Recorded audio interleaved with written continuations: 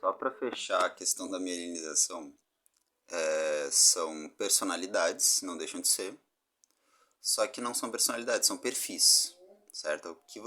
O que a sua personalidade tende a gostar mais ou gostar menos, de acordo com o seu formato de corpo. Mas vamos lembrar que o funcionamento é o oposto, é o contrário. É, digamos, de tanto você ter aquela característica, como ser muito apaixonado, ou ser muito processual, muito de rotina, ou você ser muito caloroso, afetuoso, até infantil, brincalhão, isso ao longo de tempo vem alterar seu corpo.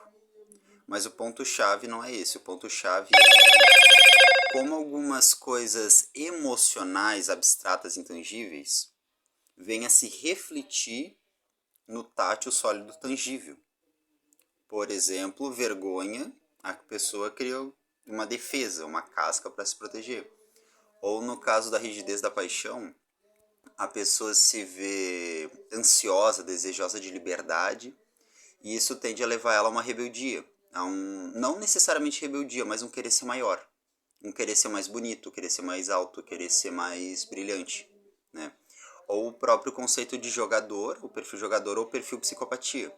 Aquela coisa de que a pessoa deseja domínio, deseja ter aquilo que comandar, deseja ter espaço para a criatividade, mas ao mesmo tempo, por vezes, isso leva a pessoa a um desejo de liberdade, desejo de dar ao outro a liberdade, certo? Todos os cinco, eles têm um significado de combatência. Digamos, eu contra o outro, eu vou querer eu ficar com a verdade, eu vou querer que o outro se lasque. E todos no sentido de nobreza, tem um sentido de anticombatência, ou seja, um sentido de compartilhar. Então, por exemplo, eu sou livre, eu quero que os meus sejam livres. Eu sou forte, eu quero que os meus sejam fortes. Só que veja bem, são valores inerentes a todo mundo. Então, por exemplo, uma pessoa pode ser mais sensível. Agora, se eu sou um bom jogador e sou sensível, ou seja, se eu sou completo, se eu tenho todas as faculdades funcionando em saudável, eu vou ter o valor de querer liberdade, querer poder, querer as coisas ao meu comando, mas eu vou querer que o meu amigo ou a pessoa que eu comando, digamos, meu funcionário, meu colega, ele também tem esse comando. Ou seja, o saudável é tu querer compartilhar. Agora, se a pessoa tem só o valor do jogador e não tem o valor do oral, isso acaba em déficit. Então é uma questão de plenitude inerente a todos. O teu perfil, o que tu tem mais acentuado, só diz o que tu vai preferir, a nível de profissão, a nível de gosto estético, a nível de gosto de filme, de gênero. Só que ter todos saudáveis é importante. Outra coisa, a principal referência aqui, o principal objetivo não é criar um psicólogo. O objetivo aqui é criar uma expansão de consciência que permite ver simbolicamente, não só racionalmente, a ligação entre o espacial e o perfil. Por exemplo, na disposição, o rígido, vamos dizer assim, ele fica na periferia. Ele seria o conceito do que tem mais no fundo do subconsciente, ou seja, é por vezes aquele simbólico de eu tenho um trauma de infância logo externo, ou passei por muita raiva logo fiz uma escultura, ou passei por muita raiva logo fui brigar com o vizinho. Isso acaba tendo muito a ver, digamos, com que parte, ou que camada, que distância do centro eu estou. Lembrando que quanto mais para longe do centro, mais dentro do centro é. Considerando que o centro tem camadas e acaba tendo um efeito espelho. Digamos, o último perfil da mielinização é mais correlato ao id, sobrevivência. Enquanto que às vezes os mais próximos do centro são coisas mais superficiais, como minhas emoções, meus objetivos. Faz mais sentido do que falado, mas é extremamente simples. É horrível, mas eu desenho mal mesmo. Mas funciona mais ou menos assim. Vamos dizer que aqui exista o rígido, certo? E aqui o masoca, fazendo parte do conceito último, certo? Aqui seria um conceito de meio, que divide o oral e o psicopata, e aqui um conceito mais racional intelectual, que seria o esquizoide e o oral, certo? Seria um conceito de que o que é manifestado pelo rígido, pela última camada, tem muito a ver, ou pelo masoca, tem muito a ver com aquela coisa do inconsciente sobrevivência, ou seja, tem muito a ver com o id, com o instinto básico de sobrevivência, comer, cagar, etc. Só que ao mesmo tempo tem a ver com seus terrores internos de traumas mais para infância, tipo fobias, como talassofobia, claustrofobia. Geralmente tem muito a ver com esse interno do interno, mas também tem a ver com a sua relação com o externo, certo? Tem muito a ver com reprodução. É uma forma de pensar espacial, certo? Quando a gente fala do oral, do psicopata, do perfil jogador, o que eu faço, o que eu falo, tem muito a ver com emoções, tem muito a ver com o coração, tem muito a ver com a zona do peito, certo? Então, por vezes, a gente raciocina para fazer alguma coisa, mas o que te leva a querer fazer alguma coisa geralmente é um sentimento. Tô com fome e vou atrás de comida. Ou tenho saudade de ti, vim te ver. Ou tenho raiva de ti, me afastei de ti. São todos muito correlatos. Quando a gente fala do oral e do esquizoide, a gente fala muito de filosofia, a gente fala muito de compreensão de emoção, compreensão de si mesmo. Mas a gente também fala, por vezes, do mais superficial. O que eu acredito como raciocínio, um estético, tipo, eu acho que trabalhar ali faz mais sentido do que trabalhar lá. Entende? Tem mais a ver com. É o mais profundo, mas por vezes pode ter a ver com algo mais raso. Outra pauta aqui para abrir. Tipo assim, eu vou falar de psicologia, um pouco de direcionamento espacial, muito pouco de biologia, mas eu vou falar talvez alguns conceitos espirituais, só que a intenção não é não é nenhum desses. A intenção é compreender divisão de perfil por interpretação de espectro. Por que entender divisão de espectro? Primeiro, respeito às diferenças. Quando a gente compreende divisão de espectro, a gente fica fácil entender orixás, fica fácil entender personalidades, fica fácil entender utilidade, talentos de cada um e respeito às diferenças categóricas. Mais do que isso, fica fácil entender a apreciação artística geral, só que mais do que isso, sentidos, tipos de apreciação. Por exemplo, eu posso apreciar a beleza de um carro que não anda. O carro pode estar sem motor, mas ele é lindo. Dá para fazer escultura, dá para usar de jarro de planta. Não é algo inútil, é um material da natureza, é lata. Só que um carro às vezes feio, muito bem reparado, tem um valor de capricho da parte de quem o fez. Da parte de quem admira, ou de quem usa o carro, também. Só que perceba, é um valor que escapa os olhos. É um valor interno. Tem a ver mais com o funcional. Tu saber valorizar um processo pela beleza de funcionamento, tu saber valorizar a beleza estética, tu saber valorizar a organização, porque às vezes eu tenho um carro e posso atropelar alguém. Eu posso ter um carro e posso fazer um trabalho que alimente outro trabalho. Ou seja, por vezes a beleza mecânica do carro é fútil. A beleza real é tu ver comida sendo servida. Digamos, o carro pega a comida dali, leva para o mercado distribui. Cria-se um processo de certa beleza. E a apreciação de diferentes distâncias, diferentes focos, tudo isso enriquece a vida. Então a gente tem que ter uma coisa em mente. Quando a gente fala de estudo, de informação teórica, principalmente sobre a criança ir para a escola, não tem só a ver com sobrevivência, não tem a ver com ela conseguir um bom emprego. Às vezes um trabalho simples que te coloca comida na mesa já basta. A grande sacada, a grande questão do conhecimento é divergir ou diferenciar ou requintar a apreciação a nível de prazer das coisas que a gente presencia na vida. Voltando ao jogo de espectros, certo?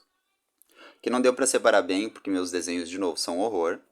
Mas vamos dizer assim, existem 3 camadas na nossa perfide humana. Existe o inconsciente, que é essa partezinha aqui. Eu represento por vermelho e laranja. Ele representa sobrevivência. Então, por exemplo, se o coração está batendo, se o pulmão respira quando tu não está pensando nisso, se os olhos piscam para lubrificar o olho, tudo isso, todos esses mecanismos não pensados pelo corpo estão aqui. E no meio guarda-se um segredo. Quando a gente vai para a segunda camada, eu represento por verde, mas aqui eu coloquei verde e amarelo, representa emoções. Aí a gente está falando de puramente simbólico. Então, quando criança eu recebia a mamá da minha mãe e ficava encostado no peito dela, eu sentia calor, eu sentia o sabor do mamá. Quando eu tinha 5, 6 anos, todo mundo era egoísta e todo mundo lutava por si. Mas tinha o seu Jorge na escola que sempre me dava um chocolate. Aquilo era uma demonstração de carinho. Na hora eu só pensava no chocolate, porque era saboroso. Mas pro inconsciente, pras emoções, fica aquela demonstração de por que o seu Jorge fazia isso se ele não ganhava nada. E por fim, a gente vê para uma parte mais profunda, mas ao mesmo tempo mais supérflua, que é propriamente o conhecimento. As informações que a gente adquiriu. Só que tem um detalhe. Às vezes, lendo um livro ou lendo um manual de instruções, eu vejo uma informação que mexe com as minhas emoções. Por vezes, às vezes eu estou lendo um livro que explica, por exemplo, se eu estou vendo um livro sobre psicologia, explica certos instintos meus, ou às vezes um livro muito excitante, um livro muito emocionante, por vezes pode mexer com o id. Um livro de culinária mexe muito porque a gente imagina a comida. Então tudo isso tem seus fatores, mas vamos separar, são 3 camadas. A mais interna é a mais básica, só que também é a mais necessária para tu se manter.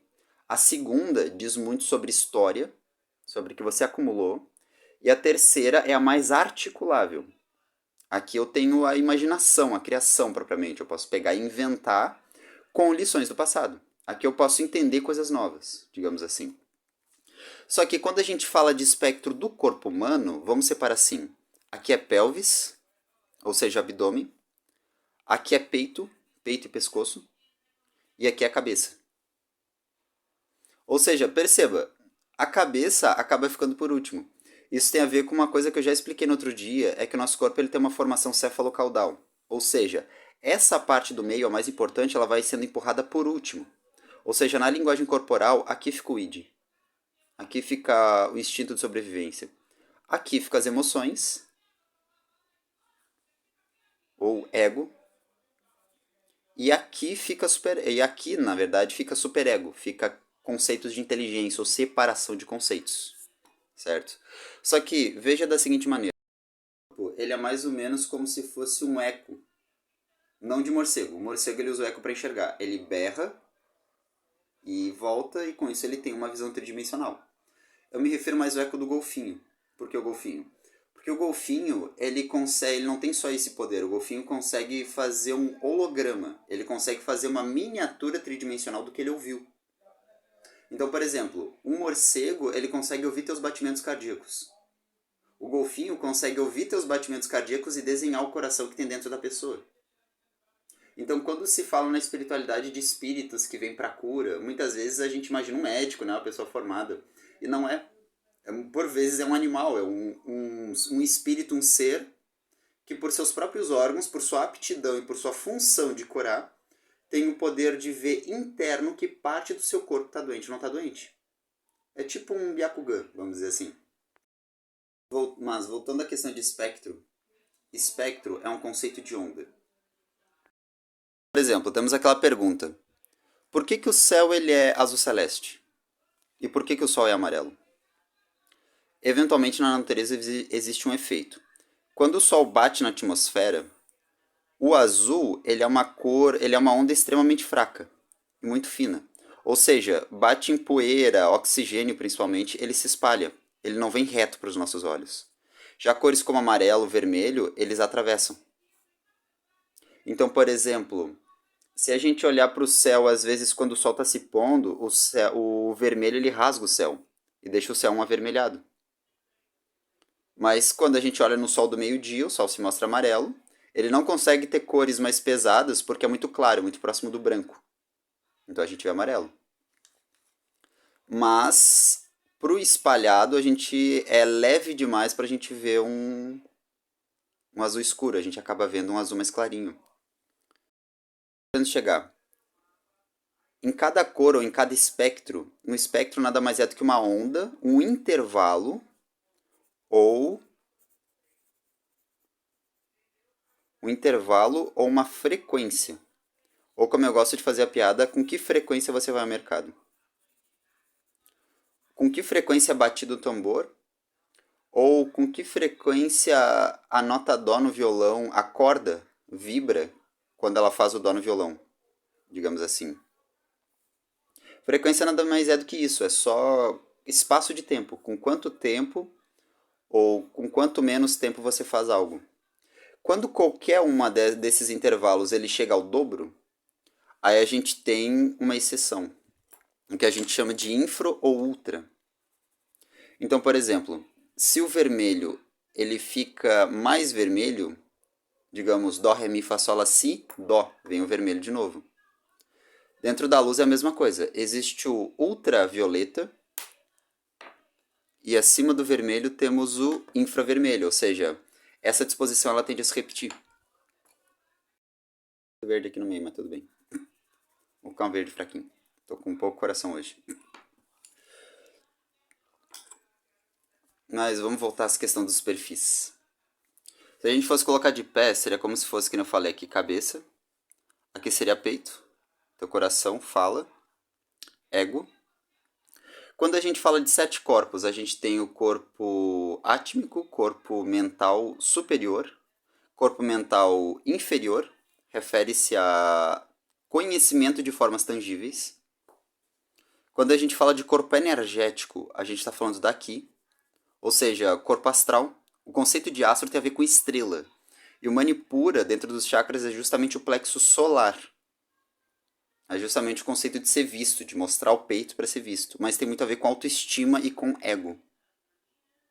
Quando a gente fala de Savadhisthana, ou do chakra laranja, a gente fala de magia, de poder causal. Poder de magnetismo. E voltamos ao processo do Mazoka. E quando a gente fala de rigidez ou paixão, a gente também fala de aglutinação. Digamos, um vizinho da depressão. A gente fala do nosso poder de materializar. Só que, quando a gente coloca isso de lado e faz um espectro como se fosse faz um desenho geográfico como se fosse uma galáxia, a gente volta àquela metáfora de que passou da periferia, passou da beirada, saiu de mim, já não é mais parte de mim. Já é uma procriação. Um planeta que se soltou pode fazer outros planetas como parte de família. Se uma estrela se soltar de uma galáxia, ela vem a ter, como se diz, ela vem a ter independência, ela vem a ser um corpo separado daquele. De forma similar, no caso do corpo humano, uma vez que a gente faça sexo e a gente procria, sai da gente e se torna uma extensão da gente. A rigidez, ela pode parecer a mais supérflua, porque de fato é o povão, é a periferia, é o pesado, e o denso sempre teve essa referência de trevas. Desde as épocas remotas até aquela coisa de cabeça de baixo ou cabeça de cima. A cabeça de baixo é maravilhosa numa cama entre 4 paredes, e só. Tu pensou com a cabeça de baixo na liderança, tu destruiu teu time. Tu pensou com a cabeça de baixo quando tu tá com a guria, tu perdeu a guria. Ou seja, não se usa a cabeça de baixo para pensar. Se usa para ser feliz e fazer outra pessoa feliz. Mas, continuando. Esse lado, apesar disso, tem um ponto chave, muito chave, que é o seguinte. Esse ponto, digamos, ele tem muito a ver com expressividade, tem a ver com simbolismo, principalmente isso, com simbólico. E se a gente pegar uma régua de 5 ou de 7 e dividir em 3, a gente tem, como eu já falei, id, ou instinto de sobrevivência, ego e superego.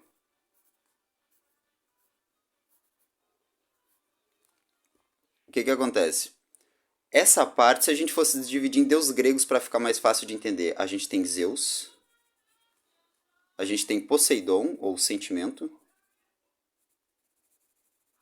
e a gente tem Hades, ou deus da morte. Hades não era só ligado à morte ou ao escuso, assim como sexo, sempre uma coisa íntima, uma coisa escondida. Hades também é ligado a dinheiro, e o poder causal é responsável pelo dinheiro. Uma coisa meio óbvia, né? O dinheiro ele é necessário para comer, tem seu valor, tudo, mas ele é um bem material. Uma pessoa pode ter todo o dinheiro do mundo e ter herdado e jogar fora no dia seguinte. Uma pessoa pode não ter talento para conseguir dinheiro, mas tem responsabilidade no manter. Tem gente que às vezes herdei do meu pai, mas eu honrava meu pai. Então cuida-se bem daquilo. E tem gente que não, tem gente que às vezes é pobre, é um pé rapado, mas tem toda a habilidade de conseguir. Tanto é que tu tira todos os bens da pessoa, joga lá no meio do mato, e em 2 semanas você olha, tem uma empresa ali, tem um já tem um conjunto de trabalhadores. O dinheiro tem muito a ver com troca, tem muito a ver com movimento, tem muito a ver com alegria, por incrível que pareça, tem muito a ver com a compreensão de que eu posso muito. Mas o ponto em questão é, para compreender coisas racionais, às vezes a gente precisa de simbologia. E para compreender coisas simbólicas, não na poesia ou no mexer a emoção do outro, mas para conhecer coisas simbólicas, no sentido de, em dedução, o que ela venha a criar, ou para que ela venha a servir, é necessário raciocínio. Então o que acontece? Um ponto em questão é que quando a gente fala de deuses, de religião, de o que as pessoas acreditam, e eu não estou falando de hoje, porque hoje é crendice. Hoje eu acredito porque meu pai disse, minha mãe disse, logo se tornou importante para mim. Ou seja, eu acabo tendo uma busca de provar que aquilo é. Entende? É simbólico, é por carinho que eu tenho a minha mãe e meu pai. Só que como se levar a vida? E como se ter o simbolismo, vejo da seguinte maneira, eu não sou minha mãe e meu pai, eu posso amá-los, mas eu não sou clone. E vice-versa, eu mudar minhas atitudes não vai fazer eles mudarem as deles. Cada um tem sua posição. Então é importante para a maturidade uma pessoa separar o que é simbólico, amo carrinho, brincava muito quando era criança, daquilo que é racional. Amo a Bíblia, tenho muito carinho, só que eu não sigo a religião que ele segue. Não sigo a religião que já segui. Mas vamos sair um pouco de hoje, que tem muita ladainha, muita complicação, e vamos pegar lá na época que foi criado. Para pensar um pouquinho. Eles eram um povo tribal, estavam tentando sobreviver. Não era que nem hoje que tem tecnologia, tinha que caçar, tinha que plantar. O povo tinha organização social, um era ciumento, possessivo, matava quem chegasse perto da casa. O outro era muito coitadinho, doava tudo, mas quando ia ver o pessoal abusava. Então o que acontece? Não era só a administração de pessoal. A religião na época era um jeito de explicar a ciência. Então você pensa assim, quando a gente fala de Deus, Zeus, Poseidon, etc., as pessoas acabavam falando um pouco de seu próprio subconsciente, como eu me sinto com as coisas, saía ali um Deus, um princípio. Agora, quando falava de mar, terra, água, acabava saindo um conceito de um princípio, de uma vibração inerente. Então, por exemplo, toda água tem o mesmo comportamento. Se eu pegar um copo d'água e eu pegar outro copo d'água, a água que tem nos dois parece muito igual. Não dá a sensação que veio do mesmo lugar? De certa forma veio. Essa é a questão. Ou um outro exemplo, uma planta e outra planta. Se forem de espécies diferentes, beleza, mas se for da mesma espécie, tem a mesma essência. Então começa a vir no raciocínio daquele povo tribal. Será que de certa forma as coisas não vieram todas de um mesmo lugar? Talvez não em linha direta, digamos, um filho que bota aqui e bota lá. Mas assim como filhos literais, às vezes eu tenho um filho, ele vai, se perde brincar, volta, ou vai embora, casa, tem filhos, enquanto outro filho fica. Então, essas relações começaram a fazer as pessoas a separar o que é a essência do que não é. Ou seja, se a gente for ver na íntegra do significado de cada deus, na mitologia, tem mais fundamento científico do que parece. Mas esquece humanização, esquece aquele deus de carne e osso, esquece aquele deus que é uma pessoa, que é muito mais divertido de imaginar. Imagina como se fosse uma mancha, uma massa vibracional, uma mancha lá no começo do universo, quando ele estourou o Big Bang. A coisa começa a fazer mais sentido.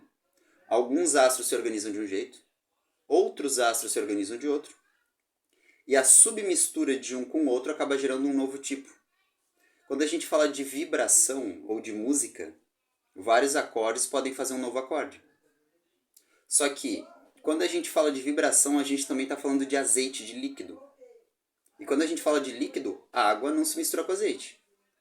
Só que a grande questão é que entre a água e o azeite pode ter um novo líquido que também não se misture com nenhum dos dois. Ou seja, quando a gente fala de massa, de massa gerada por força vibracional, a gente também fala de organização. Vamos aqui ao conceito de espectro. Imagina que lá no começo houve um Big Bang, uma primeira bolinha que explodiu, certo? Para os adeptos da ciência, a gente tem uma referência mitológica muito forte, que é a seguinte. Primeiro, o Big Bang ele era um pontinho. Depois, esse ponto, como uma explosão muito lerda, ininterrupta, ou como um crescer muito rápido, esse pontinho se expandiu, ele explodiu e começou a gerar massa. Só que essa massa ela era radioativa, ela era só onda, quase não tinha partícula. Ela era opaca. E voltamos à referência mitológica. Era no princípio as trevas, era Hades, era não havia nada. Depois, na segunda fase do Big Bang, essas partículas começam a densificar, se misturar, solidificar, e de ondas se criam micropartículas, e de micropartículas se criam fótons. Fótons, para quem não sabe, é a partícula da luz. Logo, o material primeiro ele era denso e trevoso. Depois ele se torna cristalino. Ou seja, teve uma fase do Big Bang que ele foi denso, que ele foi só uma nuvem, e depois ele foi clareando até ficar cristalino. Quando ele ficou cristalino, a luz ela corre reta quase ininterrupta. Só que a luz ela tem um comportamento, a partícula com sua própria, muito líquido. A luz ela tem uma propriedade muito líquida. Ou seja, à medida que é espalhado, num primeiro momento a luz só corre. Em outro momento ela começa a juntar uma partícula com outra partícula e essas começam a girar e trepidar num eixo em comum, até o momento que se solidifique numa matéria um pouco maior. E daí começaram os primeiros astros. Só que quando a gente fala de sintonia de rádio, esse pode estar numa frequência assim. Esse já tem uma lua, ele pode estar numa frequência 122, 122, 122, 1. Esse daqui já pode estar num 31. Então o que que acontece? Isso cria um efeito de azeite. Esse sintoniza com esse, mas não sintoniza com esse. Passa reto. Sintoniza com o outro. Só que esse sintoniza com esse. Agora, todos eles têm em alguma coisa algo em comum. Ou seja, isso cria um sistema. Um fala com esse, que fala com esse, que fala com esse, que fala com esse, que fala com esse. Só que, em uma linha muito sutil, todos eles falam com todos. Uma linha, vamos dizer, hipersimétrica. Tipo aquela história do pentagrama. Todos os pontos falam com todos os pontos. Quando a gente pensa dessa forma, esse todos os pontos falam com todos os pontos é simétrico e é extremamente sutil, ou seja, não tem força de um empurrar o outro. É semelhante a falar e mover uma pedra. Mover uma pedra tem peso, falar não. Vamos chamar isso de Espírito Santo, digamos assim, uma coisa pura demais para mexer as coisas. Só que por vezes é mais sólido do que o resto, é mais estável do que o resto. Porque não, é como se fosse um fantasma, é uma onda de frequência muito fina. Outra coisa, à medida que se distancia do centro, tudo continua tendo uma certa referência com esse eixo. Cada um deles. Isso é o que a gente chama de lei do retorno ou lei da sorte. Às vezes, machuquei o outro e não vi a ligação comigo. Eu acho que eu posso sair impune. Tu até pode sair impune. Só que dentro de ti já está tendo uma consequência. E disso é isso eu chamo de efeito eco. E o efeito eco não tem como escapar. O que se manda se recebe. Só que não se recebe porque volta para ti, se recebe porque você acessa. É o seu subsídio, é a sua recompensa. Nas trevas é chamado de subsídio, uma recompensa pelo seu dano causado, e na luz é chamado de mérito. Você tem pontos com o espiritual por ter feito algo de bom a um determinado ser, ou ajudado o desenvolvimento no futuro de um determinado ser. No outro parênteses, é assim que se forma anãs brancas. É um mini Big Bang. Quando explode, a massa, matéria, o corpo carnal de fumaça fica ao redor. Agora, a sintonia de frequência do que compunhava a estrela se reúne no centro como o mais destilado dos materiais. A vida é cheia de hierarquias. A quantidade de hierarquias nos dá livre-arbítrio, nos dá possibilidade e principalmente nos dá criar novas possibilidades. O que é muito lindo. Mas uma coisa mais linda ainda é que o conceito de mérito ao que é bom e punição ao que é ruim não se perde.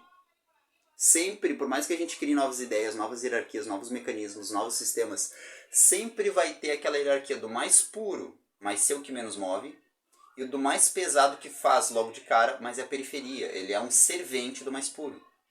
Isso nunca vai se perder. Né? O pai protege a criança que é pura, que vem a ser, pós-escuso, sua continuação.